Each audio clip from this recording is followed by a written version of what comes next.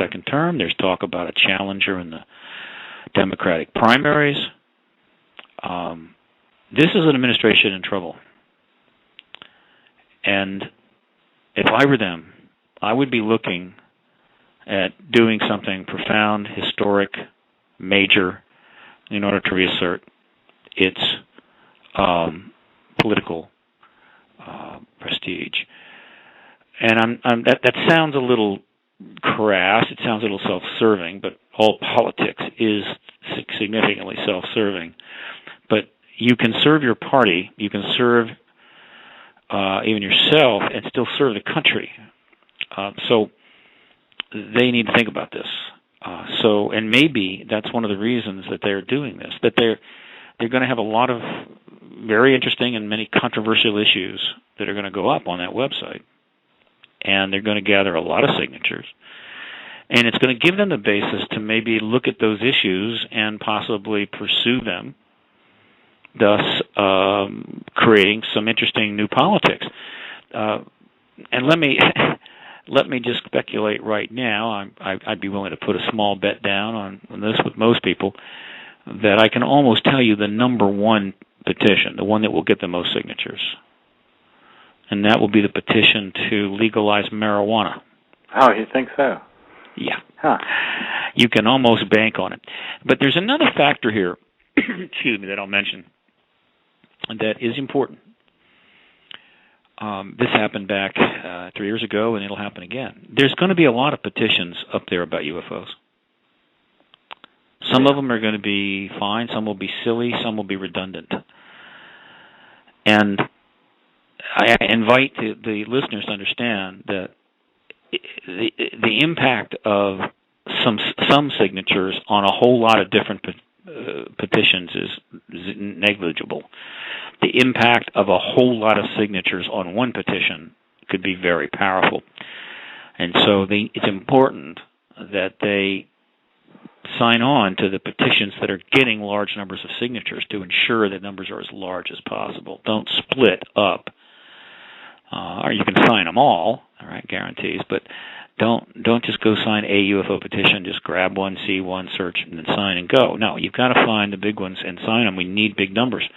We just need one petition focusing on this issue. Hopefully the disclosure petition, because to me that is the one that has the most potential news impact, to have a huge number of signatures in order to draw new media attention, substantial media attention. So that's the situation on that. That's the project underway, and I'm glad your listeners have gotten a chance to hear about it early.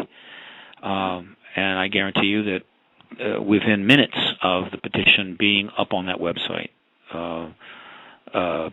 updates will come out of PRG, an international press release will be sent out immediately, and the URL and the notice of its presence will be put on many Facebook pages to get the ball rolling.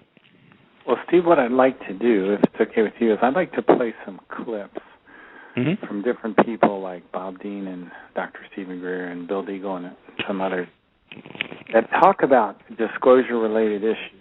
And then I'd like to get your kind of input or feedback on those, if that's okay. Let me play this first clip. It's from Bob Dean.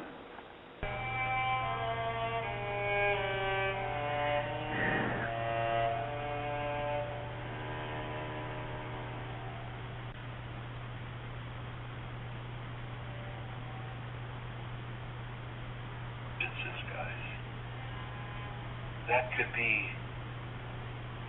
a million years ahead of us in terms of technology. Disclosure cannot happen right now because people aren't ready. And there is no way to lift up Pandora's box just a little bit. Yeah. Because once you crack Pandora's box, all hell breaks loose.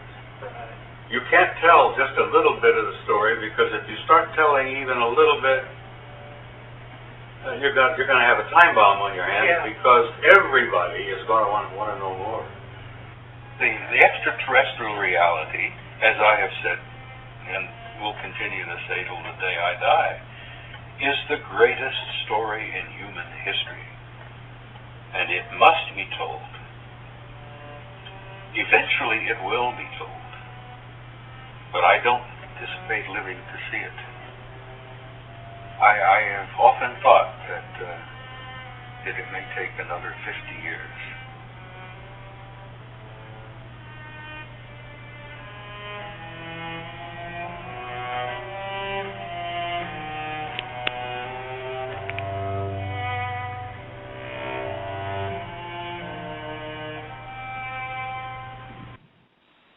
Steve, Bob calls the UFO ET issue the greatest story in human history. I agree with that. But the thing he's saying is that if you open that box a little bit, that we'll have all hell breaking loose. Do you think we're ready? Do you think the human race is ready for this information? Well, yes, I do. Bob and I have discussed this a number of times, and we do disagree. Bob is of another generation. I don't think he would argue with that. He goes back. He's a few years. He's got a few years older than I am. He was born before World War II, and he served in military service. Was back in the 60s, and so he's looking at the issue, I think, from that time frame. Now, the fact is as part of the truth embargo, the government, I think, put out a lot of propaganda. And I believe the Brookings report, at least that segment on the ET issue, was propaganda, deliberately created specifically to put out this idea that the truth of this matter will destroy religion, will destroy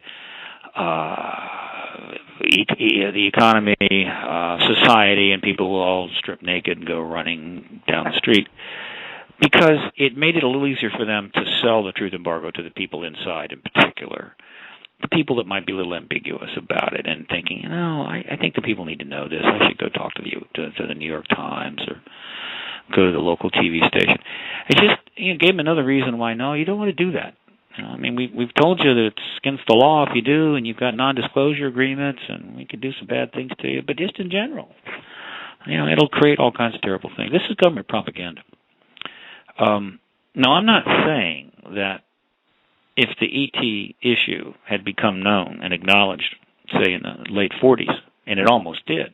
If General Ramey doesn't put out the second press conference with the Reynolds wrap he pulled out of his freezer that was wrapped around some fish he had there, then the press would have gotten to Roswell, being interviewed at hundreds of witnesses, and that would have been the ballgame. I'm not saying that the public at that point would have handled it as well as it'll get handled now. I think it would have been pretty disconcerting. But this is 2011. There's been over 300 movies made in Hollywood and elsewhere that deal with extraterrestrials. The highest grossing movie of all time is about extraterrestrials, $2.7 billion, Avatar. Avatar 2 and 3 is already into early pre-production. There's another, 10 ET movies slated to come out in the next 12 months. Half the American people believe ETs are behind UFO phenomena. Probably a good deal of the rest are leaning that way. These numbers hold throughout all the industrial nations. So, to be perfectly honest, the government announcing there's extraterrestrials will be, while the most profound event in human history, it'll also be one of the most anticlimactic events in human history. And the economies will not collapse, religion will not collapse, and while there will be a few people that might go nuts, let's face it, every day some people go nuts. This is just one more reason. But the vast majority of people will be excited and highly attentive. So I just sort of disagree with Bob on that. And, we'll find out pretty soon how it's going to go. But let's also be clear that all of these shows like yours and the rise of the Internet and the hundreds of thousands of websites, the millions and millions of pages, 5,000 books plus the movies, and the advocacy movement that's now 15 years fully underway. You might say the advocacy movement really starts around 1991, 92, has educated people enormously about this. Sure, we'd like to do a lot more mainstream television. We'd like to get on the networks. We'd like to have more articles in the in the Washington Post, New York Times. But as anybody can find out, if you go to my website, paradigmresearchgroup.org, and you check the media archive section, I've got 5,000 mainstream news articles archived right there. You can go look at them. And in the last 4 years, they're running around 1,000 a year, and that's not all of them. I mean, that's just a good representative sample. The number of articles written in English language mainstream media is somewhere between 1,000 and 2,000 a year now. So there has been plenty of coverage, and we're in a very, very different place. So the disclosure of the extraterrestrial presence is, I think, going to be not so bad, and I believe ultimately will be a very good thing. But it's the truth. It is the truth of the world, and there are, some people that still think the world is flat, and my hat's off to them.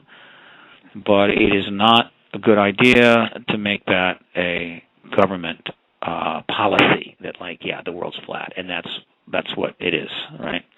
And anybody that teaches otherwise is kooky. That's no way to run a government. It's no way to run a society. And so the truth embargo has got to end, and I think it will pretty soon. I got to meet Bob Dean at the E-City Conference in Trout Lake, Washington this year. He's a great guy. I'd like to play this next clip where Dr. Stephen Greer talks about the technologies that these crafts use and how that would free us from the use of oil and things like that.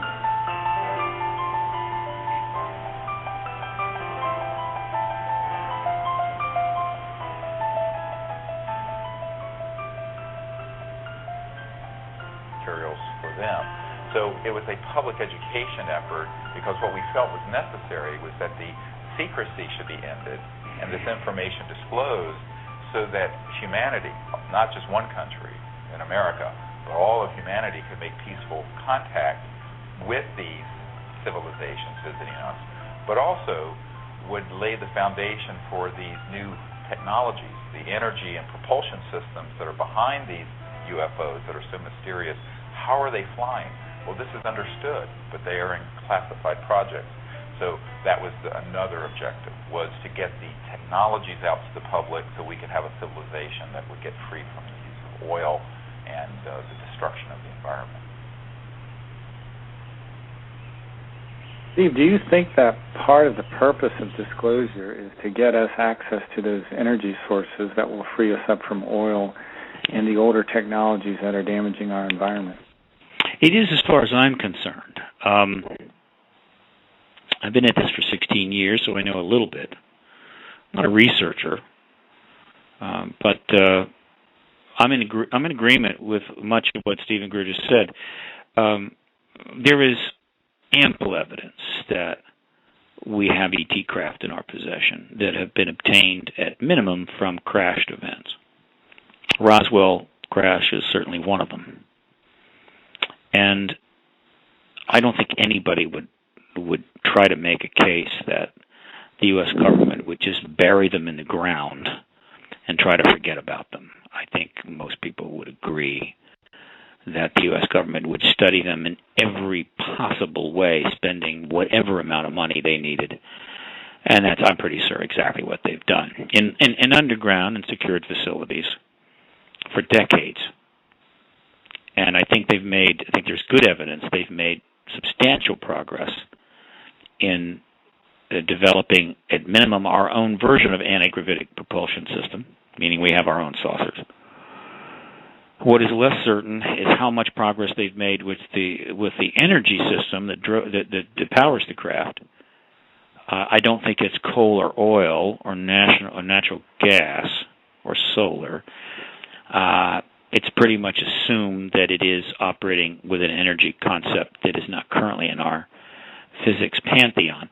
And given the performance capabilities of these craft, I think it's fair to say that it is an extraordinary energy capability. And whatever it is, they have either mastered it, but of course it's